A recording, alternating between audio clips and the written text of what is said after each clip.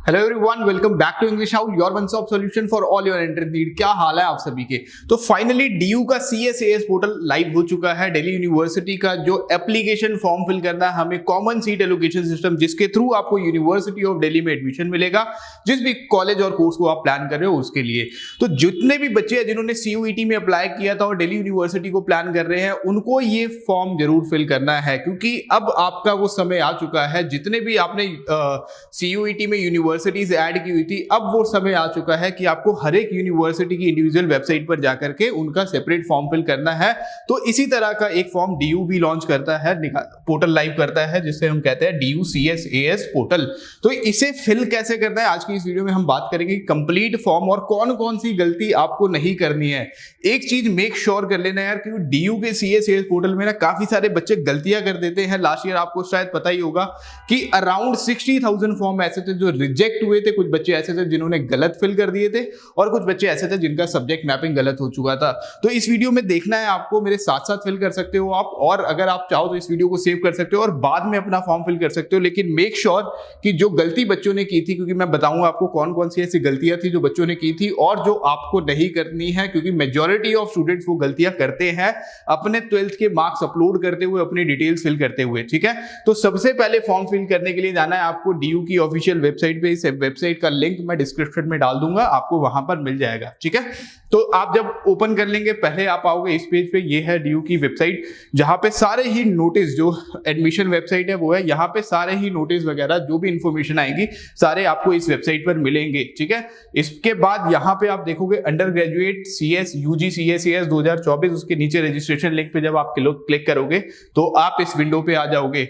अब आपको यहां पर क्या करना है कि यहां पे आप देखोगे कि लेफ्ट हैंड साइड पे न्यू रजिस्ट्रेशन पे क्लिक करोगे आप। न्यू रजिस्ट्रेशन पे क्लिक करने के बाद यहां पर आपको एंटर करना है अपने CUET का एप्लीकेशन नंबर, उसके बाद date of birth, captcha code डाल के आप रजिस्टर करोगे। तो रजिस्टर करने के बाद आप एक और न्यू स्लाइड पे आ जाओगे। वहां पर आपको आपकी ईमेल पे एक OTP आएगा जो आपको वेरीफाई करना है, और उसके बाद न्यू पासवर्ड क्रिएट करना है। न्यू पासवर्ड क्रिएट करने के बाद अगेन आपको होम पेज पे आ जाओगे। यहां पे आपको CUET एप्लीकेशन नंबर, जो न्यू पासवर्ड आपने क्रिएट किया है, वो डालना है, और जैसे ही वो डाल लोगे फिर आ जाओगे आप इस फॉर्म के ऊपर। आपके सामने ये फॉर्म आ जाएगा। मैंने ऑलरेडी फिल कर लिया है, इसीलिए मैंने आपको पहले बता दिया है। ठीक है, अब यहाँ पे कौन कौन सी डिटेल्स है जो आपको एकदम ध्यान रखना है कि यार ये सारी डिटेल्स आपको एकदम करेक्टली डालनी है, और कौन कौन सी चीजों का ध्यान रखना है फॉर्म फिल करते हुए, वो मैं बताऊंगा इसमें। देखो, इसमें सबसे पहले 7 स्टेप्स है। आप ये देख लो कि इसमें टोटल 6 स्टेप्स है। ये जो फॉर्म है ये 6 फेजेस में है, हम आप कह सकते हैं कि 6 फेजेस है इसके। सबसे पहले personal detail, academic detail, sports quota, ECA quota, uploads document, preview, और उसके बाद फाइनल सबमिशन। ठीक है, अब जितने भी ऐसे बच्चे थे ना जिन्होंने CUET का फॉर्म फिल किया था, आपको पता होगा कि CUET में अगर आपने कोई भी कैटेगरी वहां पे मेंशन की थी, तो आपने कोई भी कैटेगरी का सर्टिफिकेट अपलोड नहीं किया था, कोई स्पोर्ट्स कोटा, कोई ECA कोटा नहीं था। लेकिन अब जब आप यूनिवर्सिटी की पर्टिकुलर वेबसाइट पे फॉर्म फिल करोगे तो यहां पे वो सारे डॉक्यूमेंट्स आपके पास चाहिए। तो मेक श्योर कर लेना कि सारे डॉक्यूमेंट साथ में लेके बैठो, और वो स्कैन होने चाहिए, स्कैन कॉपीज चाहिए उसकी। ठीक है, तो अब यहां पे देख लो पहले कि पर्सनल डिटेल्स में हमें क्या क्या फिल करना है। तो पर्सनल डिटेल में सबसे पहले जो चीजें आप चेंज नहीं कर सकते, आपका नेम, क्योंकि आपका ये जो नेम है ये डायरेक्टली पिक कर लिया जो आपने CUET के एप्लीकेशन फॉर्म में डाला था वहां से। ठीक है, ये चेंज नहीं कर सकते आप। डेट ऑफ बर्थ, एक चीज और की, जो भी गलतियां आपके CUET फॉर्म में थी, सिर्फ नेम, नंबर और ईमेल एड्रेस को छोड़ करके बाकी सारी डिटेल्स आप यहां पर चेंज कर सकते हो।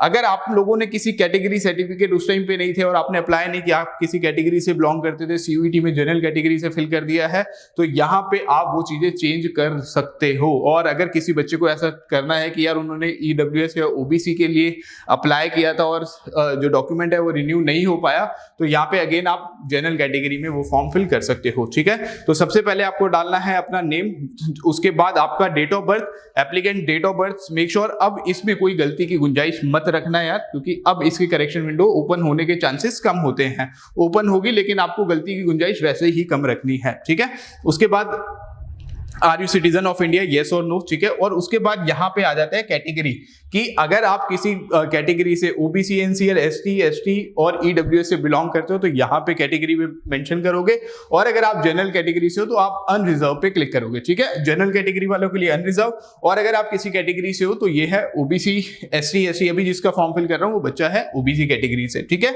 उसके बाद फिर आप अप्लाई कर सकते हो कुछ माइनॉरिटी कॉलेजेस के लिए भी। डीयू में एक चीज अच्छी क्या है कि डीयू में कुछ कॉलेजेस ऐसे हैं जो क्रिश्चियन माइनॉरिटी के लिए और सिख माइनॉरिटी के लिए आते हैं। तो अगर आप सिखिज्म से हो या क्रिश्चियनिटी से हो तो आप इन पे जरूर क्लिक करना। अगर आपके पास सर्टिफिकेट है, अगर आपके पास माइनॉरिटी सर्टिफिकेट है तो काफी अच्छा रिलैक्सेशन मिल जाता है माइनॉरिटी कॉलेजेस में, क्योंकि माइनॉरिटी कॉलेजेस में ना जनरल कैंडिडेट्स के लिए सीट्स और जो रिमेनिंग सीट्स होती है ना वो सिर्फ सारी माइनॉरिटी के लिए। यहाँ पे और कोई कोटा नहीं चलता है, OBC, NCL, ST, SC, EWS कुछ भी नहीं चलता है। यहाँ पे सिर्फ जनरल और माइनॉरिटी कोटा चलता है। तो यहाँ पे अच्छी खासी सीट्स होती हैं आप लोगों के लिए। अगर आप सिख माइनॉरिटी से हो या क्रिश्चियन माइनॉरिटी से हो तो आप इसमें जरूर अप्लाई करना, ठीक है। काफी सारे अच्छे कॉलेजेस है जिसमें बहुत इजीली चांस आ जाएगा आपका, बहुत कम स्कोर पे भी, ठीक है। अब जब कैटेगरी आप डालते हो, अगर आप लेट से ओबीसी, एसटी और एससी से हो तो उसके बाद आपके पास कुछ आ जाता है कि कौन से स्टेट से हो आप। स्टेट नेम डालना होता है, सेलेक्ट कम्युनिटी की आप कौन सी कम्युनिटी से बिलोंग करते हो, वहां पे लिस्ट आ जाएगी, आपको डाल देना है। फिर सर्टिफिकेट का कब इशू हुआ था, उसका कौन सी अथॉरिटी से इशू हुआ है, और फिर सर्टिफिकेट नंबर, ये इनके जब आप कैटेगरी फॉर्म, अगर आप किसी कैटेगरी से बिलोंग करते हो तब। फिर उसके बाद मैंने कहा कि ईमेल आईडी आप चेंज नहीं कर सकते क्योंकि ईमेल आईडी आपका ओटीपी आपने वेरीफाई किया हुआ है पहले से ही। तो ईमेल आईडी आप मेन और मोबाइल नंबर चेंज नहीं कर सकते। यहाँ पे आप alternate email and alternate mobile number add कर सकते हो, ठीक है। उसके बाद आप किस स्टेट से या किस स्टेट से बिलोंग करते हो, क्योंकि यहाँ पे डोमिसाइल आपको डालना है, स्टेट ऑफ डोमिसाइल। तो अगर आप दिल्ली से हो, उत्तर प्रदेश से हो, राजस्थान से हो, गुजरात से हो तो आपको अपना स्टेट डालना है यहाँ पर। यहाँ पे बच्चा पंजाब से है तो इसीलिए पंजाब डाला हुआ है हमने।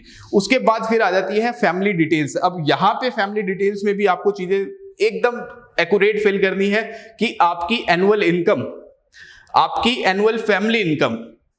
अगर कोई बच्चा ईडब्ल्यूएस या ओबीसी, एनसीएल से बिलोंग करता है तो उन सबको पता होगा कि ईडब्ल्यूएस और ओबीसी में जो आपकी फैमिली इनकम जाती है वो बिलो 8 लाख रुपीस जाती है, ठीक है। तो ये चीज कैटेगरी वाले बच्चों ध्यान रखना कि आपको बिलो 8 लाख डालना है जो फैमिली इनकम है, ठीक है। तो वो फैमिली इनकम, उसके बाद आर यू सिंगल चाइल्ड, उसके बाद parents is your parents single और आर यू एन ऑर्फन।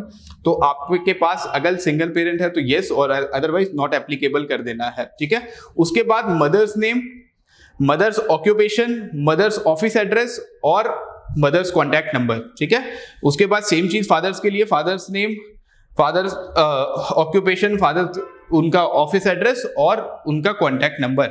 उसके बाद आपके पास एक और कैटेगरी कोटा चलता है यहाँ पे, ward quota, student ward quota चलता है कि अगर आपके पेरेंट्स यूनिवर्सिटी ऑफ दिल्ली में वर्किंग है तो यहाँ पे आप मेंशन कर सकते हो, आपके लिए कुछ एक्स्ट्रा सीट रिजर्व होती हैं यूनिवर्सिटी ऑफ दिल्ली में, ठीक है।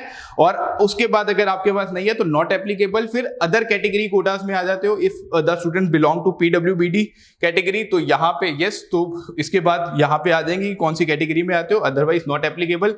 कश्मीरी माइग्रेंट तो नहीं हो आप, और अगर आपके मदर फादर आर्मी पर्सन्स है तो यहाँ पे भी आप प्रियोरिटीज पे आ जाओगे कि आप अगर बिलोंग करते हो लाइक आपके मदर फादर आर्म फोर्सेस से बिलोंग करते हैं, सीडब्ल्यू कैटेगरी में आते हो तो यहाँ पे आपके पास सीडब्ल्यू कैटेगरी का एक सर्टिफिकेट इशू होता है जो आपको मिल जाएगा। वहां पे आपकी प्रियोरिटी सेट होंगी कि कौन सी प्रियोरिटी में आप कौन सी रैंक पे आते हो। तो यहाँ पे प्रियोरिटी 1 2 लेके 8 तक आता है, आप उस पर क्लिक करोगे, ठीक है। उसके बाद फिर अगर आपके पास कोई स्पेशल स्कॉलरशिप है, ये स्पेशली रहती है जम्मू कश्मीर स्टूडेंट के लिए, student nominated by government of Sikkim. उसके बाद अगर है आपके पास yes, otherwise no. Identity proof आप कोई भी डाल सकते हो, एक आपका आईडी प्रूफ चाहिए होगा इसमें आपके पास, like passport, school ID, voter ID, ration card, bank passbook, driving licence और other valid government identity card जो रहता है ये आपका आधार कार्ड रहता है। तो मैंने आधार कार्ड डाला हुआ है बच्चे का, ठीक है। उसके बाद एक और आता है अदर डिटेल्स में, are you currently enrolled in any university क्योंकि काफी सारे बच्चे ऐसे होते हैं जो ड्रॉप आउट होते हैं कि उन्होंने लाइक कुछ बच्चे ऐसे हैं जिन्होंने लास्ट ईयर अप्लाई किया तो कोई कॉलेज मिल गया, इस बार दोबारा इंप्रूवमेंट के लिए एग्जाम दे रहे हैं। अगर आप करते हो तो यस, यहाँ पे यार ऐसा नहीं करना है कि काफी सारे बच्चे क्या करते हैं कि कॉलेज में पढ़ रहे होते हैं पर यहाँ पे नो डाल देते हैं, तो वो नहीं करना है। जो भी डिटेल्स है वो एकदम एक्यूरेट होनी चाहिए, क्योंकि मैं कहता हूं कि 0.1% भी चांस नहीं लेना है कि हमारा एप्लीकेशन फॉर्म रिजेक्ट हो जाए, 0.1% भी चांस नहीं लेना है। तो सारी डिटेल्स बेशक 2 बार देख देख के डालो, लेकिन डिटेल शुड बी करेक्टेड। बहुत टाइम है अभी फॉर्म फिल करने के लिए, उस डेट तक फिल करना है। अभी ये फेज 1 है, इसके बाद फेज 2 आएगा, फेज 3 आएगा, ठीक है। अभी सिर्फ आपको रजिस्ट्रेशन फॉर्म फिल करना है। उसके बाद एडिशनल इंफॉर्मेशन, अब यहाँ पे क्या आती है कि इफ कोई ऐसा बच्चा है जिसने BFA के लिए अप्लाई किया हुआ है, बैचलर्स इन फाइन आर्ट्स के लिए अप्लाई करना है, BA म्यूजिक ऑनर्स के लिए अप्लाई करना है, या फिर BSc फिजिकल एजुकेशन के लिए जिन्होंने अप्लाई किया हुआ है, वो यहाँ पे आपको अपने कोर्सेज को मेंशन करना है, क्योंकि इन कोर्सेज के लिए एक्स्ट्रा ट्रायल्स भी होते हैं जिसके बेसिस पे आपको सिलेक्शन होता है। तो जो बच्चे इस पे यस क्लिक करेंगे उनकी जो फीस है वो 400 रुपीज इंक्रीज कर दी जाएगी। पता होगा आप लोगों को, उसका भी नोटिस मैं एक बार भेज दूंगा। जो CA/CS की जो वैसे फीस है वो है 250 रुपीज फॉर जनरल EWS और OBC candidates. ST/ST and PWBD के लिए जो फीस है वो है 100 रुपीज, और 400 ऐड हो जाते हैं अगर आप BFA, BA म्यूजिक और BSc फिजिकल एजुकेशन के लिए अप्लाई करते हो तो, ठीक है। उसके बाद फिर आ जाता है आपका एड्रेस, आपका correspondence address and permanent address, यहाँ पे आपको डालना है। Address should be corrected. और उसके बाद बैंक डिटेल्स। एक जो सबसे बड़ी गलती करते हैं बच्चे, वो क्या करते हैं कि अपनी बैंक डिटेल्स को इनकरेक्ट फिल कर देते हैं। उन्हें लगता है यार कि नहीं, DU वाले हमारे अकाउंट जाके चेक कर लेंगे। ऐसा यार इतना समय नहीं होता है उनके पास। ये बैंक डिटेल्स वो इसलिए मांगते हैं आप लोगों से इनकेस कि आपको DU से अपना एडमिशन विड्रॉल लेना है, क्योंकि काफी सारे बच्चे क्या करते हैं कि अलग इंस्टीट्यूट्स में, यूनिवर्सिटीज में भी अप्लाई करके रखते हैं। तो अगर आपको कॉलेज यहाँ भी, आप काफी सारे बच्चे ऐसे होंगे जो बैकअप ऑप्शन DU को रखते हैं, उनको कहीं और एडमिशन मिल गया तो यहाँ पे जो फीस आप पे करोगे वो आपकी रिफंड आ जाती है। और रिफंड वो आपको कैश में नहीं देते हैं, रिफंड आपके आता है अकाउंट्स में। जो डिटेल आप CA/CS पोर्टल पे फिल करोगे, अकाउंट डिटेल्स, जो अकाउंट नंबर, उसी अकाउंट में आपका अमाउंट रिटर्न किया जाता है। तो मेक श्योर कर लेना यार कि ये गलती मत करना, क्योंकि बाद में अगर रिफंड नहीं आता तो DU इसके लिए, DU की कोई भी जिम्मेवारी नहीं होगी, क्योंकि उसने बताया था कि भाई आपको ये डिटेल करेक्ट फिल कर दी है, ठीक है। फिर जब आप ये डिटेल्स फिल कर दोगे तो एक बार क्रॉस चेक जरूर कर लेना सारी डिटेल्स। उसके बाद हम आ जाएंगे एकेडमिक्स डिटेल पे। अब आ जाते हैं एकेडमिक्स वाले पार्ट पे। नीचे आप आओगे तो यहाँ पे अगर आपकी करेक्ट है तो अगर कुछ चेंजेस करने हैं तो एडिट, अदरवाइज नेक्स्ट पे क्लिक कर देंगे हम। अब यहां पर आ जाते हैं, इस चीज को एकदम ध्यान से देखना। यहां पे आपको क्लास 12th के मार्क्स अपलोड करने हैं, क्योंकि CUET के फॉर्म फिल करते टाइम आप सारे लोग अपीयरिंग थे, 12th अपीयरिंग थे। अब आप लोगों के क्लास 12th का रिजल्ट आ चुका है। जिसका नहीं आया है वो यहाँ पे अभी भी लिख सकता है, क्योंकि अपीयरिंग लिख जाएगा वो बच्चा अपीयर्ड कहलाएगा। जिनका रिजल्ट आ चुका है वो सारे बच्चे अपने क्लास 12th के मार्क्स ढंग से अपलोड करेंगे। सबसे बड़ी गलती बच्चे पता क्या करते हैं 12th के मार्क्स अपलोड करते हुए, क्योंकि यहाँ पे मार्क्स आपको अपने थ्योरी के मार्क्स अलग अपलोड करने होते हैं और प्रैक्टिकल के मार्क्स अलग से अपलोड करने होते हैं।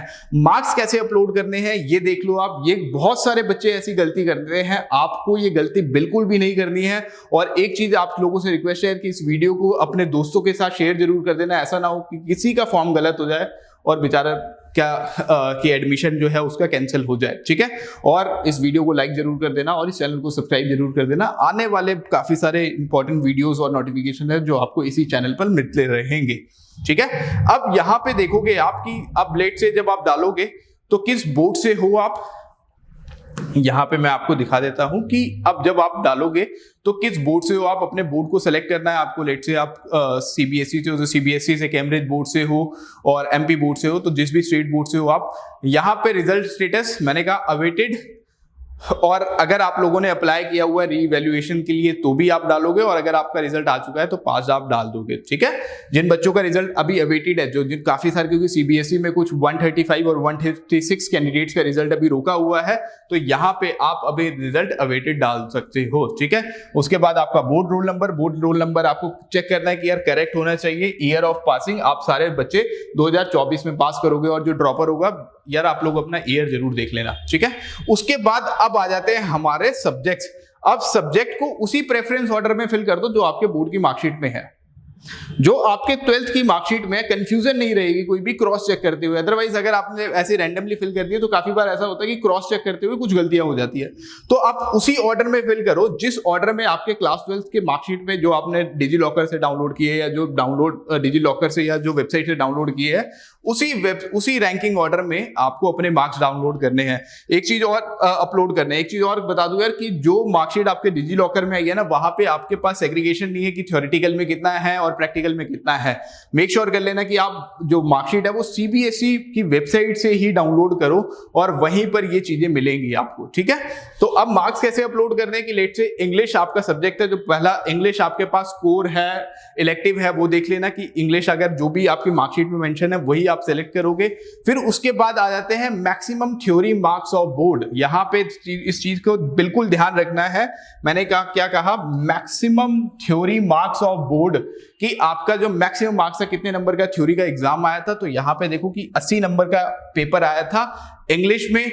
उसके बाद theory marks obtained by student, यहां पे कितने मार्क्स आपको मिले हुए थ्योरी में, वो है 61, ठीक है। उसके बाद maximum practical marks of board, वो है 20 मार्क्स का प्रैक्टिकल होता है, ठीक है। और उसके बाद प्रैक्टिकल में कितने मार्क्स ऑब्टेन किए हैं स्टूडेंट ने, तो वो है 20। फिर यहां पे देखोगे कि 100 आउट ऑफ 81 स्कोर बन रहा है।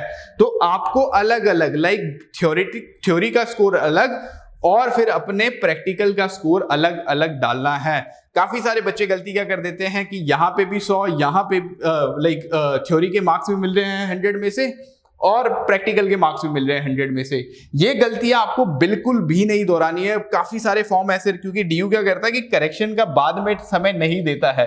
तो यार ये चीजें आप बिल्कुल ध्यान रखना कि ऐसी गलतियां बिल्कुल भी ना हो, ठीक है। ऐसी गलतियां बिल्कुल भी ना हो। तो आपको English, economics, history, political science. अब इसके बाद एक और कंफ्यूजन पता कहां आता है, एक और कंफ्यूजन आता है जब आपका फिजिकल एजुकेशन या पेंटिंग का पेपर होता है। तो पेंटिंग का पेपर आपका मार्क्स आपको पता होगा कि मैक्सिमम मार्क्स था 30 और आपको अलॉट हुए हैं मार्क्स 28 में। जितना मतलब जो मार्क्स ऑब्टेन किया है वो है 28 और जो प्रैक्टिकल होता है वो होता है 70 मार्क्स का, ठीक है। इन चीजों का बिल्कुल ध्यान रखना है और जितने सब्जेक्ट्स हैं वो सारे ही ऐड करने हैं। ऐसा नहीं करना है कि हमें best 3, best 4, best 3, best 4, best 5, जितने भी आपके मार्कशीट में सब्जेक्ट्स हैं वो सारे ही डालने हैं। यहाँ पे बेस्ट 3, बेस्ट 4 वाला कोई भी कॉन्सेप्ट नहीं चलेगा, ठीक है। तो बच्चे क्या करते हैं कि वो उन्हें लगता है सर बेस्ट 5 का परसेंटेज कम है, बेस्ट 4 का डाल दें। तो यहां पे आपको अपने सारे जितने भी सब्जेक्ट आपके 12th की मार्कशीट में आए हुए हैं वो सारे ही उतार देते हैं एकदम कॉपी करते हुए, ठीक है। और उसके बाद फिर नीचे आपकी एडिशनल डिटेल्स में आपके स्कूल का नाम, किस स्कूल से अटेंड किया हुआ है, टाइप ऑफ स्कूल, वो गवर्नमेंट स्कूल था, प्राइवेट स्कूल था, स्कूल का लोकेशन, अगर वो दिल्ली एनसीटी में है तो Delhi NCT, otherwise other medium of study, और उसके बाद आपने हिंदी कब तक पढ़ा हुआ है, ठीक है। ये हो गया। अब इसके बाद जब हम आते हैं तो इसे एक बार दोबारा क्रॉस वेरीफाई कर लेना और क्रॉस वेरीफाई करने के बाद हम बढ़ जाएंगे आगे नेक्स्ट मूव पर। कि नेक्स्ट फेज जो आएगा वो आएगा स्पोर्ट्स कोटा। अगर आप में से कोई भी ऐसा है जो स्पोर्ट्स कैटेगरी से बिलोंग करता है, आपके ने काफी सारे ऐसे नेशनल्स खेले हुए हैं स्कूल की तरफ से, आपके पास मेडल्स हैं, तो आपके पास यहाँ पे अप्लाई कर दोगे अगर आप स्पोर्ट्स कोटा से हो। अगर नहीं हो तो हम नेक्स्ट कर देंगे, हम लोग नहीं है तो मैंने नेक्स्ट कर दिया।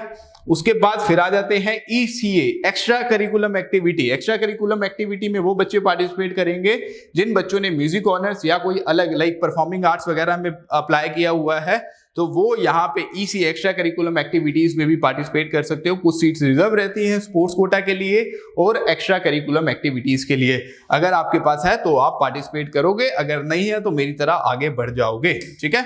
अब यहाँ पे फिर आपको अपलोड करने हैं अपने डॉक्यूमेंट्स। अब डॉक्यूमेंट्स में क्या क्या अपलोड करोगे कि आपका देखो कौन कौन से डॉक्यूमेंट्स आपको पहले से अपलोडेड मिलेंगे। वो मिलेंगे आपकी पासपोर्ट साइज इमेज और आपके सिग्नेचर, क्योंकि आपने CUET के फॉर्म फिल करते हुए अपना पासपोर्ट साइज फोटो और सिग्नेचर को अपलोड किया था। अब यहां पे आपको अलग से जो डॉक्यूमेंट अपलोड करने हैं वो अपलोड करने हैं कि क्लास 10th का सर्टिफिकेट, क्लास 10th की मार्कशीट, सर्टिफिकेट कुछ भी कर सकते हो आप। उसके बाद अपलोड सर्टिफिकेट क्लास 12th का बोर्ड मार्कशीट, अब रिजल्ट आ चुका है तो बोर्ड की मार्कशीट अपलोड करोगे आप। उसके बाद अगर आपके पास कोई कैटेगरी सर्टिफिकेट है वो अपलोड करोगे आप, ठीक है। माइनॉरिटी है तो वो अपलोड करोगे आप। उसके बाद आपके पास, मैंने ये बच्चा जो है वो आर्म फोर्सेस से है तो यहाँ पे वो भी ऐड कर दिया हमने, ठीक है। तो यहाँ पे सारे डॉक्यूमेंट्स अपलोड करने के बाद हम मूव कर जाएंगे, सेव एंड कंटिन्यू मैं करता हूं क्योंकि बाकी डॉक्यूमेंट्स नहीं है मेरे पास। जब हमने डॉक्यूमेंट्स अपलोड कर दिए, डॉक्यूमेंट्स अपलोड करने के बाद एक बार आप जाओगे प्रीव्यू पे, आप पूरा फॉर्म को रीचेक करोगे। मैंने कहा कोई भी जल्दबाजी नहीं दिखानी यार, आपको कोई भी ऐसी गलती की गुंजाइश नहीं करनी है। 0.1% भी हमारी गलतियां नहीं होनी चाहिए फॉर्म में, क्योंकि मुझे करेक्शन विंडो का वेट नहीं करना है। काफी सारे बच्चों ने सीयूईटी में गलतियां की थी और बाद में करेक्शन के लिए परेशान हुए थे।